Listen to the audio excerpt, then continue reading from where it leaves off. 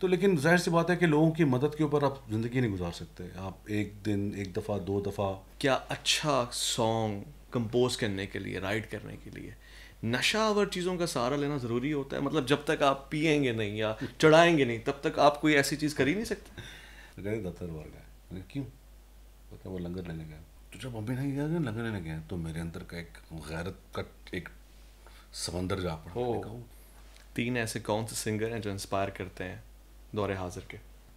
تو سمجھ جائے گر وجہ اپنے وجود کی, جھوم جائے قلب تیرا ہو کثرت سجود کی, درد ہی کیوں سکھا رہا ہے کیسے جیتے ہیں زندگی.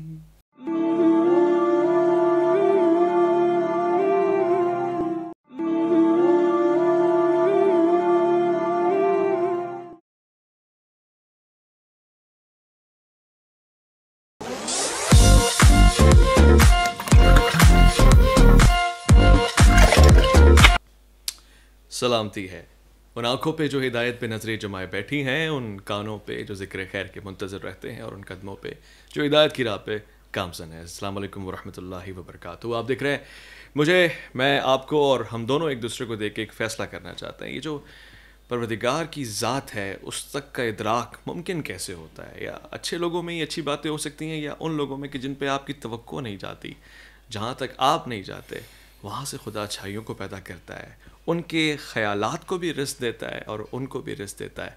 میں نے آج اس پورے سفر کو ایک مختلف گردش دی ہے, اور اس گردش میں ایک نتیجہ لینا چاہتا ہوں. آپ حیران ہوں گے آج اس پروگرام میں میرے ساتھ جو میرے دوست شامل ہیں بطور مہمان.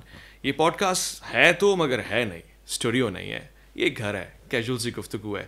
اور اس چھوٹے بھائی اور بڑے بھائی کی گفتگو میں ایک نتیجے پہ پہنچوں گا.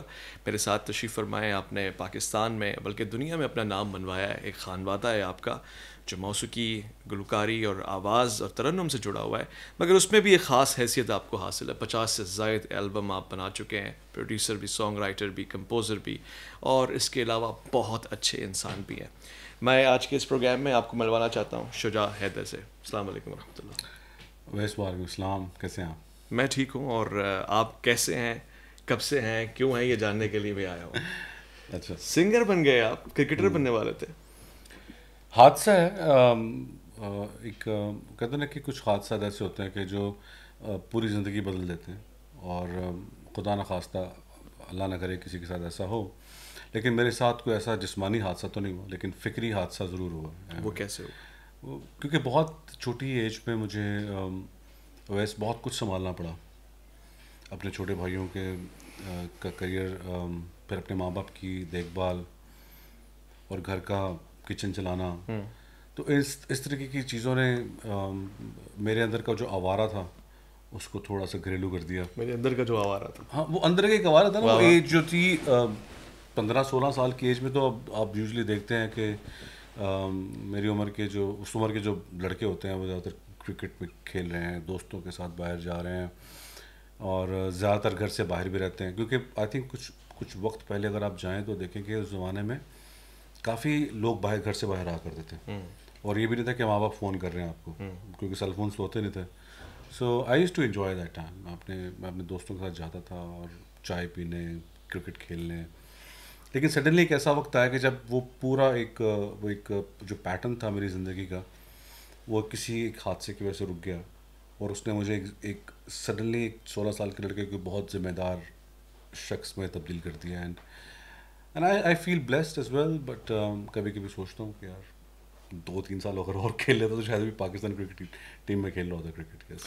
اچھا, یہ حادثے اس کا مطلب ہے کہ کچھ فائدہ دے کے جاتے ہیں. حادثہ کیا ہوا ہے؟ حادثہ تو خیر بہت ایک فیملی کا ہے, بڑا پرسنل چیز ہے. لیکن اس میں یہ تھا کہ بس یہ ضرور تھا کہ ذمہ داری جو تھی, کیونکہ میرے والد نے کام چھوڑ دیا تھا, اور ان کو ڈائبٹیز تھی, وہ کام بالکل بھی نہیں کر سکتے تھے, اور جو گھر کا ایک ہوتا ہے سسٹم چلانے والا, تو وہ بھی دستیاب نہیں تھا. تو ان کی اپنی کچھ مجبوریاں تھیں. سو ہم نے ڈیسائیڈ کیا کہ ہم کراچی چھوڑ کے واپس لاہور جاتے ہیں اور زندگی کو نئی سرے سے شروع کرتے ہیں, کیونکہ لاہور میں سارے رشتہ دار ہیں, سب لوگ ہیں. تو ہم لاہور چلے گئے. وہاں جا کے دیکھا تو ماجرا بالکل مختلف تھا, کہ کچھ تھے رشتہ دار جو کام آئے, کچھ لوگ نہیں تھے جس کی جتنی بساط تھی اس حد تک انہوں نے مدد بھی کی. تو لیکن ظاہر سی بات ہے کہ لوگوں کی مدد کے اوپر آپ زندگی نہیں گزار سکتے. آپ ایک دن, ایک دفعہ, 2 دفعہ آپ کسی کی بھی مدد لے سکتے ہیں, لیکن ہر وقت آپ کسی کے لیے ایک وبال جان بنے رہیں, اور تو وہ غیرت گوارا نہیں کرتی. تو پھر میں نے اس عمر میں نے ڈیسیژن لیا کہ ابا واپس چلتے ہیں کراچی, یہاں پہ دھال نہیں کر رہی ہماری. تو کراچی واپس آئے, اینڈ ہمیں تو یہ بھی نہیں پتا تھا کہ ہم لوگ مہاجر ہیں کہ نہیں ہیں, ہم ہجرت کر رہے ہیں کہ نہیں کر رہے, بیکاز آئے تھے لاہور سے کراچی, پھر کراچی سے لاہور گئے مہاجر بن کے, پھر لاہور سے چھوڑا اور پھر کراچی آئے واپس. تو میں ہمیشہ کراچی کو اپنا ہوم ٹاؤن سمجھا, حالانکہ پیدا میں لاہور میں ہوا تھا, لیکن میں نے ہمیشہ کراچی کو اپنا گھر سمجھا.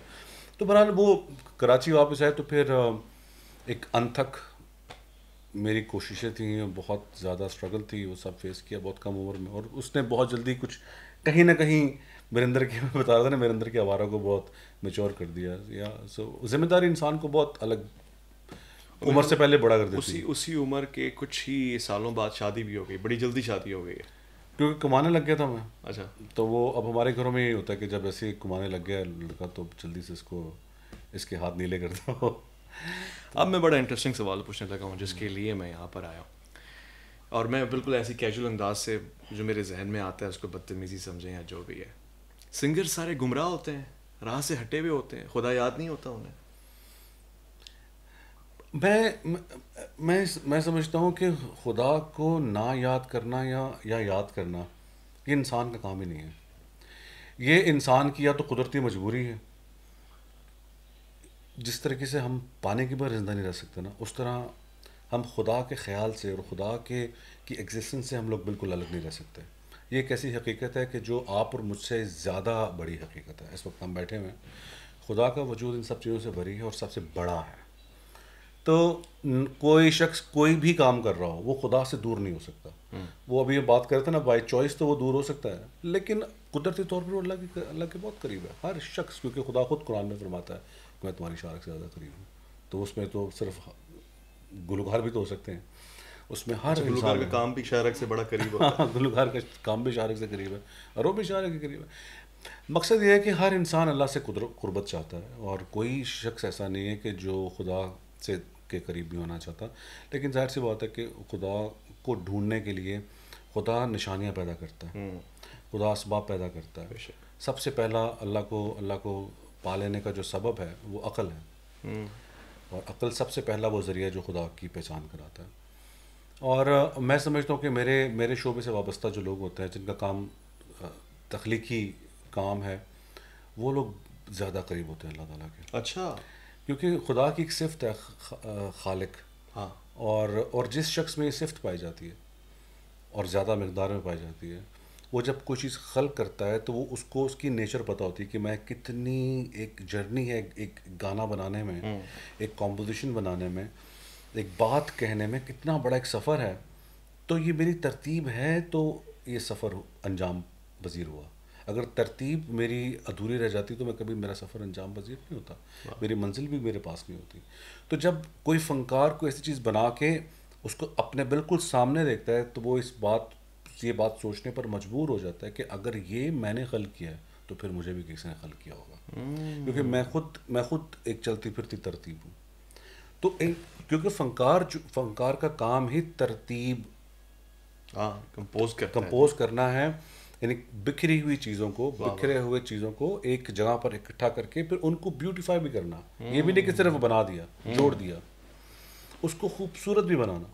تو اللہ تعالیٰ کی یہ کچھ یہ اللہ کی صفات ہے, اور اللہ تعالیٰ جس کو یہ بخشتا ہے میرے خیال میں اس کے پاس یہ زیادہ اسپیس ہوتی ہے. وہ بہت, میں کہتا ہوں سمجھتا ہوں بہت بلیسڈ ہے. اور فار ایگزامپل بتاؤں کہ جس طرح عابدہ پروین جی ہیں, میں پہلی دفعہ جب ان سے ملا تھا میں سمجھا کہ بہت ایروگنٹ ہوگی, کیونکہ ظاہر سی بات ہے کہ وہ عابدہ جی ہیں, اور لیکن وہ تو بہت ہی ہمبل, بہت ڈاؤن ٹو ارتھ. میں نے کہا ایسے لوگ ہمبل بھی ہو سکتے ہیں. میں نے کافی لوگوں کو دیکھا کہ جن کے پاس کوئی ایسا کچھ نہیں ہے سوائے دولت کے, ان کے پاس کچھ نہیں ہے, لیکن وہ ان کے سریے لگے ہوئے ہیں, ان کے لیکن ان کے پاس تو دولت بھی ہے.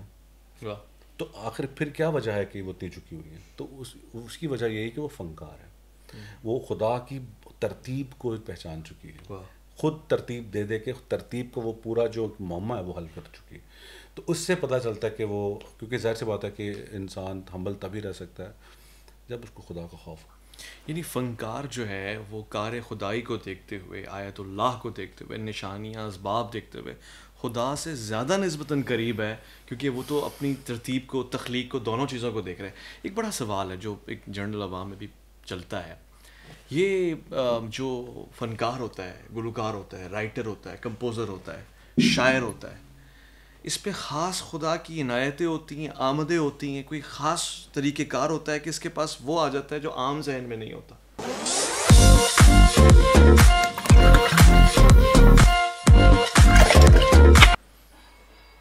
ایسا ہی ہے. کیسے؟ میں اچھا, اس کے دو اصول ہیں. اگر ہمارا کام جو ہے نا, یہ جو موسیقی ہے, بڑی یہ ایک ادبھت سی چیز ہے. ایک تو دنیا کا پہلا قانون یہ ہے کہ کوئی بھی چیز بغیر مشقت کے حاصل نہیں ہو سکتی. بے شک. پہلی بات تو یہ لیس الانسان الا ما سعى. کیونکہ خدا نے جب کہہ دیا کہ تم محنت کرو, وہ رزق میں تمہیں دوں گا. رزق میں بہت ساری اور چیزیں, اولاد ہے, گھر ہے, کپڑے ہیں, سواری ہے, بہت ساری چیزیں, تو اللہ تعالیٰ لوگوں کو الگ الگ انداز سے ملتی رہتی ہے. لیکن جو انسان, کچھ لوگ ایسے ہوتے ہیں کہ جو اللہ سے کوئی تحفہ لے کے پیدا ہوتا ہے. اللہ سے تحفہ, یا تحفہ ہوتا ہے, یا وہ کوئی ایسا کام ہوتا ہے کہ آپ پہلے سے امپلائی ہو اس کے, آپ اس کے امپلائی پیدا ہوئے ہیں. ہر انسان اس کو امپلائی نہیں ہو سکتا. اور جو اچھا وہ دیکھتا ہے کہ ہاں یہ میرے لیے کام کر سکتا ہے, خدا تعالیٰ جس شخص سے کام لینا ہوتا ہے, اللہ اس کو بے تحاشا عزت دینا شروع کر دیتا ہے. وہ تو ذل و منتشا, وہ تو عز و منتشا, یعنی اس کو اتنا نام دیتا ہے کہ نام سے پیسے کمائے گا, پیسہ کما کے چیریٹی کرے گا, لوگوں کے گھر چلیں گے. کافی ایسے لوگ ہیں جن کا پیسہ ہے ہی اس لیے کہ وہ بانٹنا جانتے ہیں. واہ واہ. اور جو نہیں بانٹنا جانتا, جو طمع رکھتا ہے, جو پیسوں کو صرف جوڑ کے رکھنا چاہتا ہے, اس کے پاس رزق کی کبھی آپ فراوانی نہیں دیکھیں گے. کیا بات ہے. فراوانی ہمیشہ اسی کے پاس دیکھیں گے جس کے پاس رزق آتا ہے اور وہ بانٹ دیتا ہے. اور اسی طریقے سے علم کی بھی یہی فلسفہ ہے کہ علم بٹے گا تو بڑھے گا, مال بٹے گا تو بڑھے گا.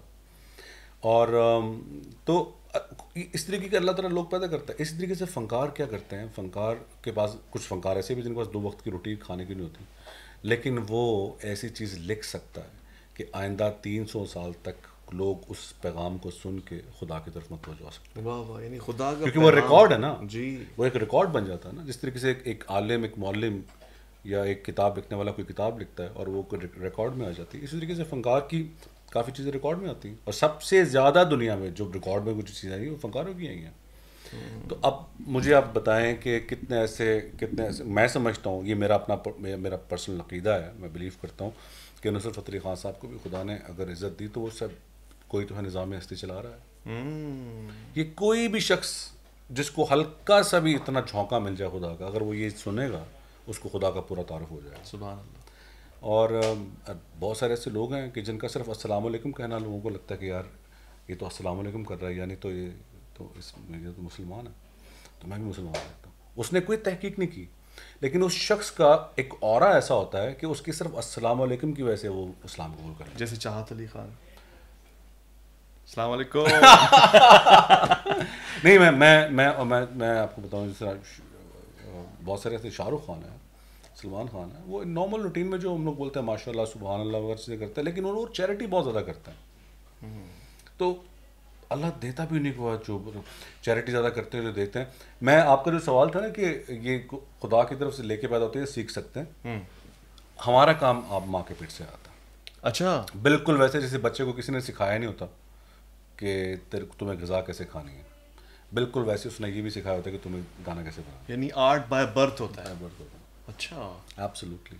اچھا, یہ کیا بات ہے. میں اس دن بات چاہ رہا تھا کہ جو میں سن چکا ہوں وہ لوگوں تک بھی پہنچا ہوں. شجاع ایتھسٹ ہونے کے قریب, ایک ایسا شخص جو خدائیت کو بھی اور خدا کو بھی اور اس کی خدائی کی ایک ایک چیز کو سمجھ نہیں پایا ابھی تک, اور اس سے بیزار ہوتا جا رہا ہے. ایک جھٹکا, ایک جھونکا, ایک رات کا سفر, اس کے بعد ہرا لباس پہن کے گھومنے کو تیار ہو گیا. وہ کیا تھا؟ پتہ نہیں یار وہ میں آپ کو اس دن بھی آپ سے کہہ رہا تھا نا کہ مجھے یہ پورا ایک میں اس کو ایک ہوتا ہے واقعہ، یعنی میں نے اس سے بولا کہ مجھے پانی پلاؤ، یہ کوئی واقعہ نہیں ہے، یہ آیا گر گیا، اس کو ہم لوگ لے کے گئے، سارے رات وہاں رکے، صبح اٹھ کے اس کو واپس گھر لے کر آئے، یہ ایک واقعہ ہے، لیکن صرف اس کا مجھے پانی پلا دینا کوئی حیثیت نہیں رکھتا. تو کچھ چیزیں ایسی ہوتی ہیں جو آپ کبھی اپنے دماغ سے نہیں نکال سکتے، کچھ واقعات ایسے ہوتے ہیں کہ جن کو آپ بالکل بھی ڈیلیٹ نہیں کر سکتے اور بہت گہرا اثر چھوڑتے ہیں. میری زندگی میں مجھے نہیں پتا لوگ کیسے لیں گے، لیکن میں ایک دفعہ گیا تھا لال سواس کے اندر اور فیملی کے ساتھ گیا تھا. اس وقت میں بالکل بھی ایسا نہیں تھا جیسا شاید آج ہوں، اور یہ بھی نہیں کہ مجھے کسی نے کہا ہو ہاتھ پکڑ کے اور جھنجھوڑ کے یا مجھے زبردستی کہا ہو کہ چل یار چل، یا یہ یہاں پر آؤ دعا مانگو، ایسا کچھ نہیں تھا. بیکاز اس وقت میں کما رہا تھا اور ویسے بھی میرا ایک روب دبدبا تھا، اور کوئی میرے پاس آ کے مجھے یہ نہیں کہہ سکتا تھا کہ یار تو یہ کام کر. اور جوانی میں تو ویسے ہی اور جوانی میں ویسے بھی، اور میں تھوڑا سا ہو گیا تھا ہلکا سا سریا ٹائپ کا آدمی. ہوا ہوتا نا وہ سڈنلی آپ 3,000 روپئے کمانے سے جب آپ 3 لاکھ روپئے کما رہے تھے تو آپ میں ہلکا سا ایک فرق. پھر میں جب میں وہاں پر گیا اور وہاں پر نارمل میں نے دیکھا کچھ لوگ تھے وہ جو ڈھول بجا رہے تھے، کچھ لوگ ناچ رہے تھے، گھمیریاں کر رہے تھے، کچھ لوگ کہیں ایک گروہ بیٹھا ہوا تھا جو مسخرے سنا رہے تھے، اور ایک میں نے یہ بھی دیکھا کچھ لوگ لگے ہوئے تھے. تو اس نے تو میرا جو وہ ایک جو عقیدہ تھا نا اس کو اور اس نے پختہ کیا کہ میں نے کہا دیکھو یار یہ کیا ہو رہا ہے. اس لیے میں کہتا ہوں کہ یہاں پہ نہیں آنا چاہیے. وہ اتفاق سے فجر تک جاگنے کا مجھے موقع ملا کیونکہ کافی لوگ تھے، سونے کی خاص کوئی جگہ نہیں تھی، گھر میں جو نیند آتی وہ آپ کو وہاں پہ نہیں آ سکتی. بس وہ فجر تھی، میں ایک ایسی جگہ پہ تھا جہاں پہ میں ان کا جو گنبد ہے اس کو میں سامنے دیکھ سکتا تھا. اچھا. بس مجھے ایسا لگا جس طرح کہ ایک نارمل آپ کو جو گوز بمز ہوتے ہیں، آپ کو کوئی میوزک سن کے گوز بم ہو گیا، کوئی تلاوت سن کے یا کوئی چیز سن کے آپ کو ہو جاتا ہے نا، کوئی ساؤنڈ سن کے کسی چیز کو یاد کر کے گوز بمز ہو جاتے ہیں. تو مجھے تو وہ اچانک سے فور نو ریزن مجھے ایسا لگا کہ صرف رونگٹے کھڑے ہو گئے ہیں، ایک جھرجھری سی آئی اندر بغیر کچھ دیکھے. And I started feeling so light. میں اس سے پہلے میں نے زندگی میں اپنے آپ کو میں وہ ایسے ریکال کرتا ہوں، میں نے کبھی اتنا ہلکا محسوس نہیں کیا. پھر وہاں سے جب واپس میں آیا ہوں تو پھر مجھے کچھ ایک خواب ایسے آئے جس کے بعد میں نے اپنے بال کٹا لیے. اچھا. ٹرین پوری کرا لی تھی میں نے.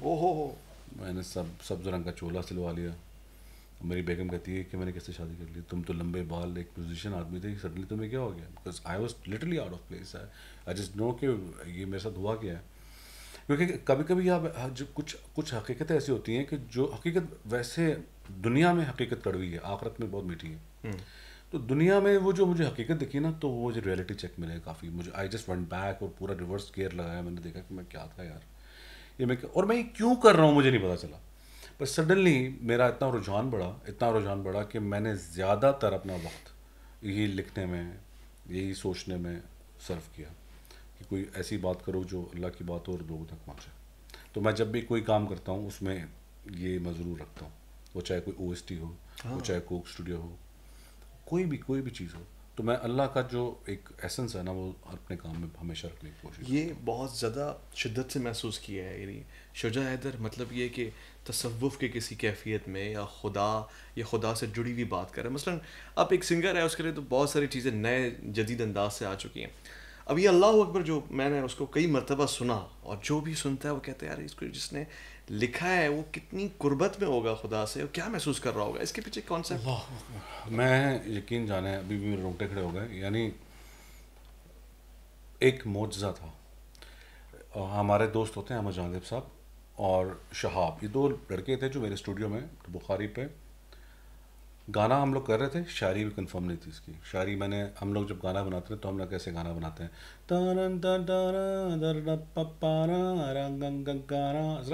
یہ الفاظ ہوتے ہیں.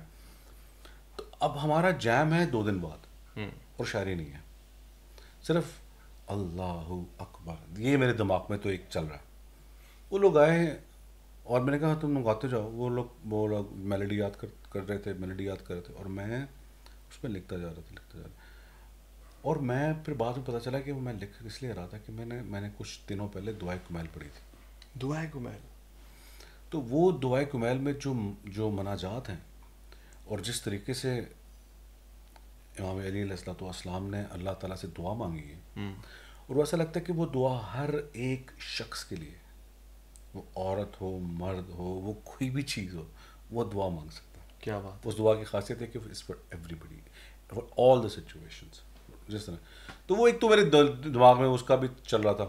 تو وہ بالکل میں آپ کو بالکل ایگزیجریٹ نہیں کر رہا ہوں، اللہ میرا گواہ ہے، ود ان 20 منٹس میں نے وہ پورا کلام لکھ ڈالا.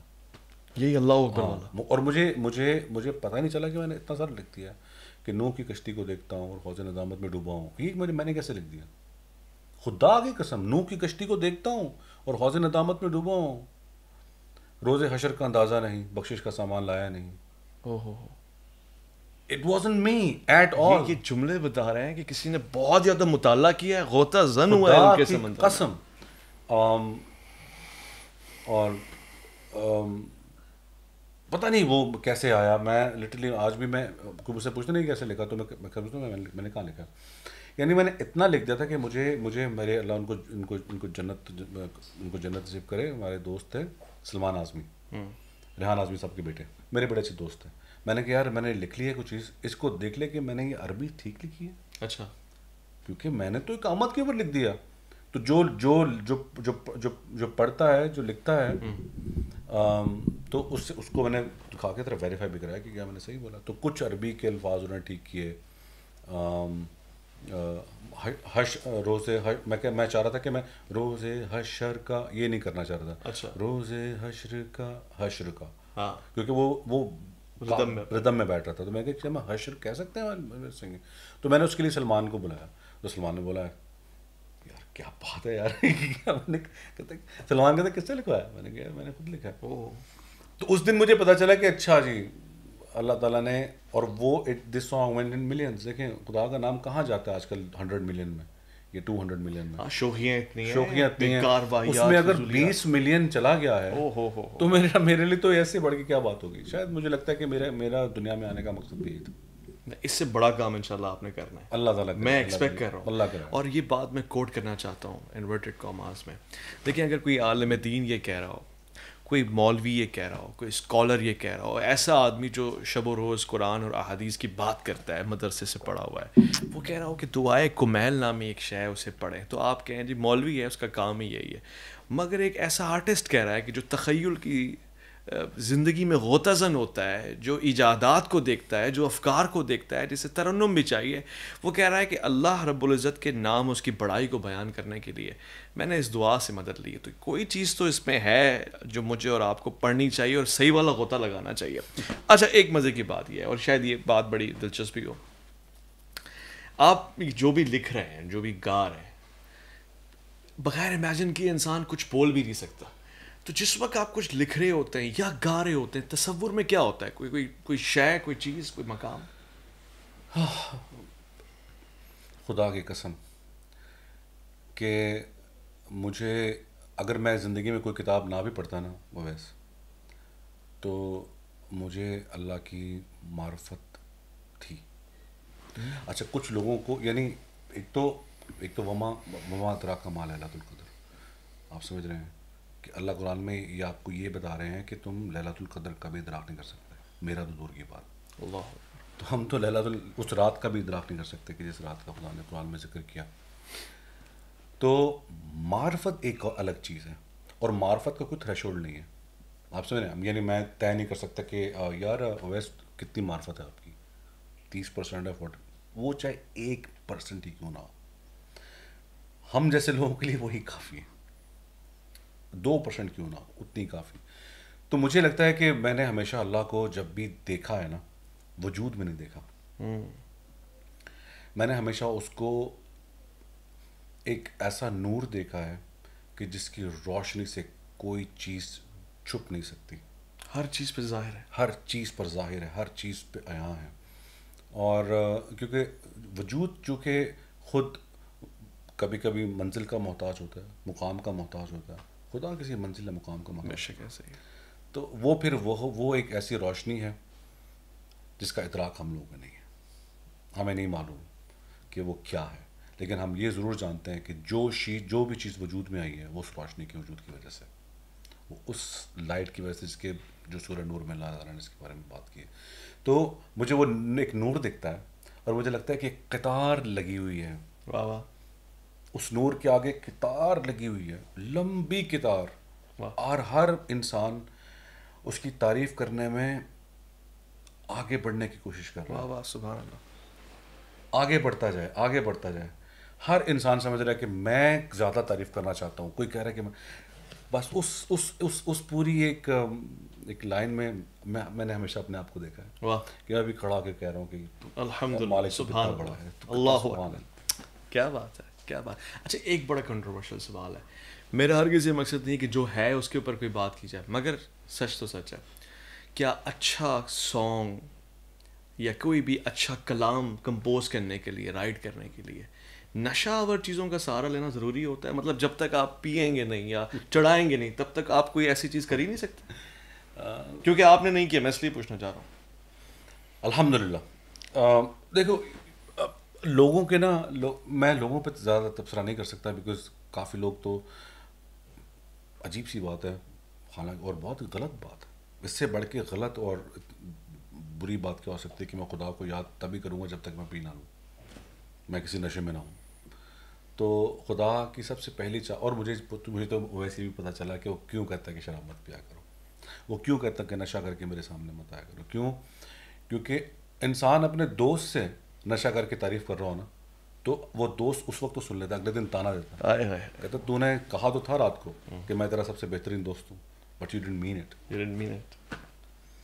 تو خدا تو وہ تمہارا سب سے بڑا دوست ہے. اس کو تم کسی نشے میں تعریف کر رہے ہو، اس کے آگے اس کی کوئی حیثیت نہیں ہے. خدا کہتے ہیں اگر تعریف کرنی ہے تو اپنی عقل، ہوش و حواس کے ساتھ کرو. واہ واہ. معرفت کے ساتھ کرو، عقل کے ساتھ. واہ واہ. اور جب مجھے جب امام جعفر صادق علیہ السلام کی میں نے حدیث سنی، اور بہت سخت حدیث ہے، یعنی اس میں کوئی اس میں کوئی وہ نہیں. انہوں نے بولا کہ اس کے قریب بھی جانے والا اس کا ہم سے آل محمد سے کوئی تعلق نہیں. اوئے ہوئے، پھر تو جو پیار کرنے والا ہے وہ قریب کیا سوچ بھی نہیں سکتا.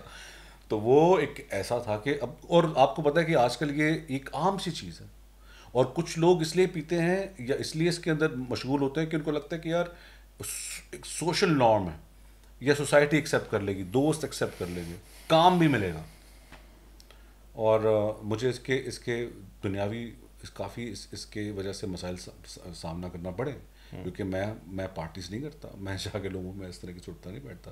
کافی لوگوں کے لیے میں ایگزسٹ نہیں کرتا، میں ان کے لیے کام کرتا ہوں بس ایگزسٹ نہیں کرتا. ایسا ہی ہے، کیونکہ مجھے پتہ ہے کہ جب آپ ملتے جلتے ہیں نا تو آپ اس میں آتے ہیں. اس لیے مجھے لگتا ہے کہ اپنا کام کریں اور اس سے جتنا ہو سکتا ہے اس سے لو لگائیں. کیا بات. خدا کی قسم اس سے بہتر نشہ یقین جانا، اس کی یاد کی قسم کوئی نہیں ہے. سبحان اللہ. اس کی یاد، اس کی سوچ، اس کی فکر میں ڈوبنا، اس کے بارے میں سوچنا، اس سے بڑھ کے ہوش کوئی نہیں اور نشہ بھی کوئی نہیں. میں نے وہ کہتے ہیں کہ وہ کہتے ہیں کہ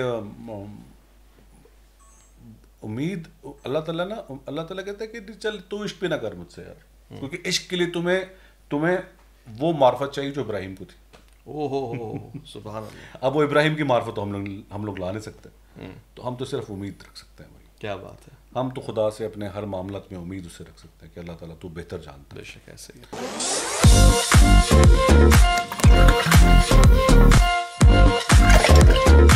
اچھا بیسکلی آپ کی پیدائش تو داتا کی نگری کی ہے. ایسا تو ہو نہیں سکتا کہ داتا سے منسلک کوئی واقعہ، کوئی حاضری، کوئی قطار میں لگی ہوئی کوئی بات، کوئی لنگر کا واقعہ نہ ہو. یہ داتا دربار کا کیا واقعہ ہے؟ جی یہ اب اس کا لنک ہے 7 سے. اچھا اس کے بعد. ہاں کیونکہ میں وہ کہتے ہیں کہ وہ جس پہ احسان کرو اس کے شر سے بچو. میں وہ ایک شر پسند تھا. میں نے کیا کیا کہ ایک دفعہ میں لاہور میں اپنے گھر آیا، اور بہت اس کو آرٹیکلس بہت آئے. تو لاہور میں تھے اور ایک کڑاکے کے ہمارے بھوک تھی. لاہوری ویسے بھی بہت شوق سے کھاتے لیکن ہمارے پاس کھانے کو پیسے نہیں تھے. اچھا. ہاں تو میں باہر سے کام ڈھونڈتا تھا، نہ کام گھر واپس آیا. تو میں نے کہا بچے گئے، تو انہیں چھوٹے بھائیوں کے بچے بولتا ہوں. میں کہا بچے گئے، خود بھی میں بچے ہی تھا اس وقت، لیکن بچے گئے امی. تو کہتے دفتر بار گئے. میں نے کہا کیوں؟ وہ لنگر لینے گئے. تو جب ابھی نہیں گیا لگنے لگے تو میرے اندر کا ایک غیرت کا ایک سمندر جا پڑا. میں نے کہا وہاں پہ تو مارتے ہیں ماں, تو ڈنڈے مارتے ہیں لائنوں میں لگا لگا. میں بھاگتا بھاگتا وہاں پہنچا, اور وہاں پہنچ کے جب مجھے چنے چاول کی خوشبو آئی, میں خود بھی لائن میں کھڑا ہو گیا. میں نے کہا یار, کیونکہ مجھے بھوک لگ گئی اور مجھے پتا ہے گھر پہ نہیں ہے. تو وہ میں چنے چاول ڈنڈا کھاتا کھاتا وہ میں لیے, اور پتہ چلا کہ جو بانٹ رہا تھا وہ میرے محلے کا تھا. تو منہ جھکا کے لے لیا میں نے. وہاں پر میرے دل میں آیا, اور میں نے وہاں پہ اور اس بہت ہی کوئی نہیں کہتے فیک شخصیت شخص کی. آپ پتہ ہے ان حالات میں کچھ لوگ باغی ہو جاتے ہیں, کچھ لوگ سمجھتے ہیں کہ ہو جاتے ہیں, وہ جو حالات ایسے ہوتے ہیں. تو میں نے نا پتہ نہیں کیا ہوا, میں نے کہا یار ہمیں یہاں سے تو نکالیے آپ. میں نے ایسے ہوا, ہمیں یہاں سے نکال دیجیے, ہمیں سوٹ نہیں کر رہے. اور اپنے مخصوص انداز میں بولا میں نے, پتا آپ کو, لاڈ پیار میں. ہاں میں نے کہا ہمیں سوٹ نہیں کر رہے. اس کے بعد مجھے نہیں پتا کہ 1 مہینے میں کب ہم واپس کراچی آئے. کراچی میں اسٹیشن پہ ہوٹل لیا, 200 روپیہ رینٹ تھا اس کا, وہاں پہ 1 ہفتہ رکے. پھر عاصم اظہر کے والد صاحب تھے جنہوں نے ہمیں وہاں سے پک کیا اور اپنے گھر لے کے گئے. اچھا. وہاں پہ ہم لوگ 2 مہینے رکے, اور پھر اس کے بعد پھر اللہ تعالیٰ نے کراچی میں ایک ایسی نام دیا, رزق اللہ نے لگا دیا. تو وہاں سے اچھا پھر میں بالکل بھول گیا کہ مجھے تو میں نے تو وہاں پہ ایک ایونٹ ہوا تھا. تو میں بھول کے پھر واپس اسی لائن پہ آ گیا, یار یہ کیا فلائی کیا. تو وہ میں جب سے بن گیا اس کے بعد پھر میں نہیں رہا. پھر میرے اندر یہی روحانیت کا, کیونکہ آرٹسٹ کی روح کا صاف ہونا بہت ضروری ہے. بہت ضروری ہے, بہت ضروری ہے, بہت ضروری ہے. کیونکہ 2 طرح کی چیزیں ہوتی ہیں, انسان 2 طریقے سے خلق کرتا ہے. ایک انسان مادے سے مادہ خلق کرتا ہے, ایک روح سے روح خلق کر سکتا ہے. کیسے؟ جس طرح کچھ چیزیں ایسی ہوتی ہیں کہ جن کو جسم خلق کرتا ہے, اور وہ فانی نہیں ہوتی, وہ فانی ہوتی ہیں, جسم بھی فانی ہے ایسے ہی. لیکن اگر کچھ چیزیں ایسی ہوتی ہیں جو روح خلق کرتی ہے, وہ ہمیشہ کے لیے ہوتی ہے, کیونکہ روح خود فانی نہیں ہے, اٹس ایسنس آف گاڈ. تو جتنے بھی, اور اگر آپ کوئی بھی کام پیورٹی سے خلوص سے کریں گے, وہ دنیا میں ہمیشہ رہے گا, ہمیشہ رہے گا, کیونکہ وہ روحانی ہوتا ہے. اچھا, مادے سے مادہ خلق کرتا ہے, اس سے ایک بات سمجھ میں آ رہی. 2018 میں سننے میں آ رہا تھا کہ آپ ایکٹنگ میں آ رہے ہیں, اسکرین کے اوپر آ رہے ہیں. مجھے 2018 اور 17 میں ایکٹنگ کی بڑی آفرز تھیں, لیکن میں نے کہا میں کہاں سے کروں ایکٹنگ, بھائی ان کا تو سارا دن رات شوٹ وغیرہ, اور میں بہت کیمرہ سے بہت گھبراتا ہوں, اور پلس میرا شوق نہیں ہے. میں زیادہ تر اپنے اسی شوق پہ توجہ دینا چاہتا ہوں. 3 ایسے کون سے سنگر ہیں جو انسپائر کرتے ہیں دور حاضر کے؟ دور حاضر کا یار, honestly speaking, not that I am seeing this because of professional reasons, no one, کوئی بھی نہیں. کوئی بھی نہیں. مجھے لگتا ہے کہ ایک اچھا خالص فنکار بھی نا اس فتنے کی زد میں آ چکا ہے. آگے بڑھنے کی ضد, فالوئنگ کی ضد, کمپٹیشن, اور روحانیت سے دور, سچائی سے دور, ہر جو ٹرینڈ چل رہا ہے اس کے پیچھے دوڑتے رہو. ایک بندہ بین بجا رہا ہے, اس کے پیچھے چوہوں کی طرح لگے رہو. تو مجھے لگتا ہے کہ زیادہ تر لوگ ایسے بن چکے ہیں. تو آج کل کا سب سے بڑا پرابلم یہ ہے کہ یو کی not look up to people anymore. اب آپ کے پاس وہ لوگ نہیں ہیں جن کو دیکھ کے آپ زندگی میں کچھ کرنا چاہتے ہیں. اس دور کا سب سے بڑا المیہ یہ بھی ہے. اگر آپ 50 سال پہلے جائیں نا, آپ کو بہت سارے لوگ مل جائیں گے, یار I want to become like him. آپ آج کل کوئی بھی نہیں ہے ایسا. تو اس لیے میں زیادہ اس پہ غور نہیں کرتا. ہاں, میوزیشنز بہت سارے ہیں جو کہ دنیا میں تھے, پرانے میوزیشنز تھے, ان میں کافی لوگ ہیں. One of the few last questions, جب انسان کی خواہشیں پوری ہو رہی ہوتی ہیں, عیش و عشرت ہوتی ہے, فیم ہوتا ہے, پاپولیرٹی کے ساتھ دولت ہوتی ہے, 4 لوگ تعریف کر رہے ہوتے ہیں, وسائل سارے ہوتے ہیں, مسائل کم ہوتے ہیں, ایسی صورت میں مسلح تک آپ کو کیا چیز لے کر آتی ہے؟ اتنا ہی تو بہت طویل اس کا جواب بنتا ہے. مسلح تک اچھا, میں یہ بھی سمجھتا ہوں کہ اب مجھے اسباب نہیں چاہیے. مجھے کوئی ایسی مجبوری نہیں چاہیے جو مجھے مسلح تک لے کے جائے. اوکے. مجھے ایسے حالات نہیں چاہیے جو مجھے دعا کرنے پہ مجبور کریں. میں ان سب سے بری ہو کے اس کی بارگاہ میں جانا چاہتا ہوں. واہ. اور میرے لیے اتنا کافی ہے. یعنی یہ وہ کام ہے کہ جو کرنا ہی کرنا. کرنا ہی کرنا اور اس کے لطف میں کرنا, اس کی چاہت میں کرنا, مجبوریوں میں نہیں, مجبوری میں نہیں کرنا. میں سمجھتا ہوں کہ قیدی بن کے نہیں. واہ واہ واہ. قیدی بن کے عبادت کرنا بہت آسان ہے, بتا آپ کو. آزاد ہو کر عبادت کرنا مشکل ہے. میں آزاد ہو کے عبادت کرنا چاہتا ہوں اور میں ویسے ہی کرتا ہوں. مجھے نہیں پتا لوگ کیسے کرتے ہیں, لیکن میرا اصول یہ ہے کہ بغیر کسی, ہاں ہماری ضروریات ہیں, لیکن مقصد یہ نہیں کہ ضرورت کو ہمیشہ سامنے رکھ کے عبادت کرو, پھر تو تم ضرورت کی عبادت کر رہے ہو. تو ضرورت کو پیچھے پھینک کے اور طلب کرو. کس کی ذات ایسی ہے جو آج یہاں نہیں ہے مگر ہے, روحانی طور سے اس کا سلسلہ آپ کے ساتھ جڑا ہوا ہے اور وہ آپ کو انسپائر کرتی ہے بارہا, ہر مقدمے, ہر فیصلے میں؟ میں نے کیونکہ میرا مطالعہ میں نے آپ کو اسے بتایا کہ میں بالکل بھی اس اسکول آف تھاٹ کا بندہ نہیں ہوں.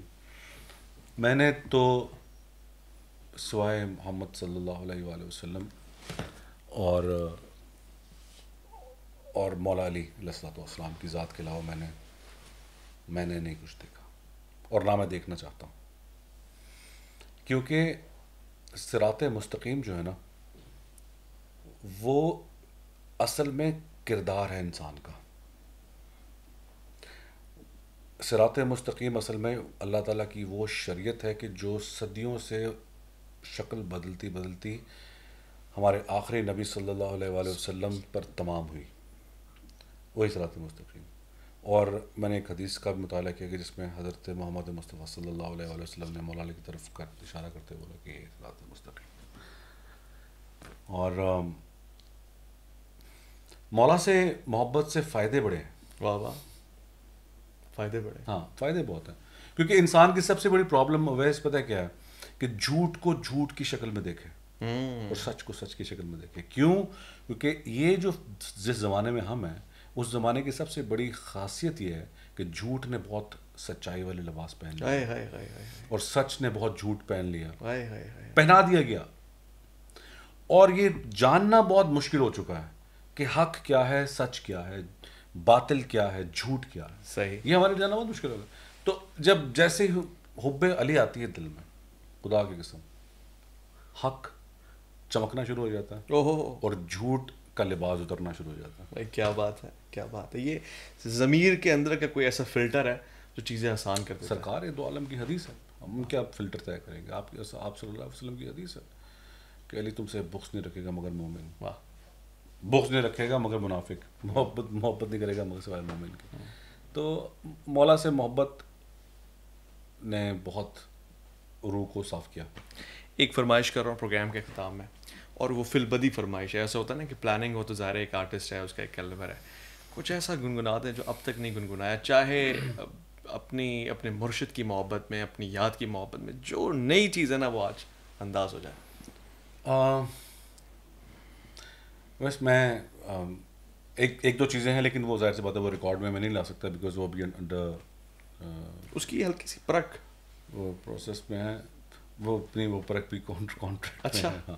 اس کے علاوہ میں اس کے سنا دیتا ہوں کہ میرا بڑا فیوریٹ میرا ایک شعر ہے کہ تو سمجھ جائے گر وجہ اپنے وجود کی, جھوم جائے قلب تیرا ہو کثرت سجود کی, درد ہی کیوں سکھا رہا ہے کیسے جیتے ہیں زندگی, درد اپنا دوا سمجھ تو نہ سمجھ سے بے بسی, روح کو آزاد کر جسم کو سکون دے, کلندری اڑان بھر کیا ہوا گر پر نہیں الف بس. کلندری اڑان بھر کیا ہوا گر پر نہیں, معرفت ہونی چاہیے. واہ واہ واہ, آپ سمجھ رہے ہیں. اے طائر لاہوتی اس رس سے موت اچھی, جس رس سے آتی ہو پرواز میں کوتاہی.